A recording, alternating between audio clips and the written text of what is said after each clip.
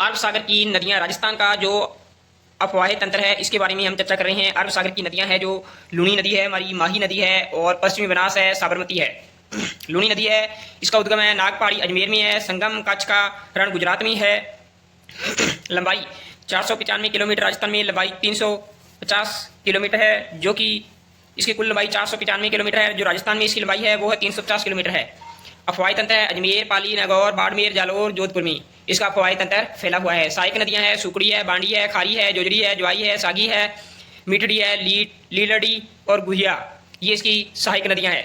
Note: Jojari Luni में दाईं ओर से आने वाली एकमात्र नदी है, जो कि बांडी से रासायनिक नदी भी कहा जाता है, क्योंकि इस नदी में रंगाई छपाई उद्योग से आने वाले जल मिलता है।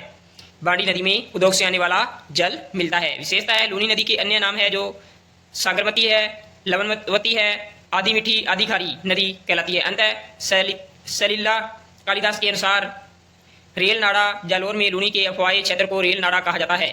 बालोतरा बाड़मेर लूनी नदी में बाढ़ इसी क्षेत्र में आती है, जो हमारी बलोतरा के बाद लूनी नदी का पानी खारा हो जाता है।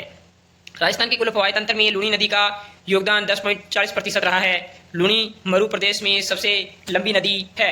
बांध परियोजना जो कि जसवंत सागर पिचानायक बांध लूनी जोधपुर में स्थित है।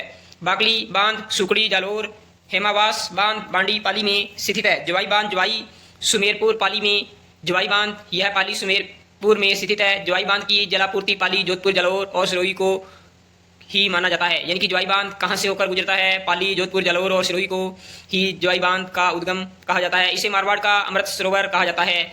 जब जवाई बांध में जल सतह घटता है तो सही जल सुरंग से जलपूर्ति होती है। नोर सही जल सुरंग यह राजस्थान राज्य की पहली जल सुरंग है जो उदयपुर से जवाई बांध तक जलापूर्ति करती है। हमने पढ़ा नदियों का उद्गम, तो ब्रॉड क्लास चल रही है। Subscribe to like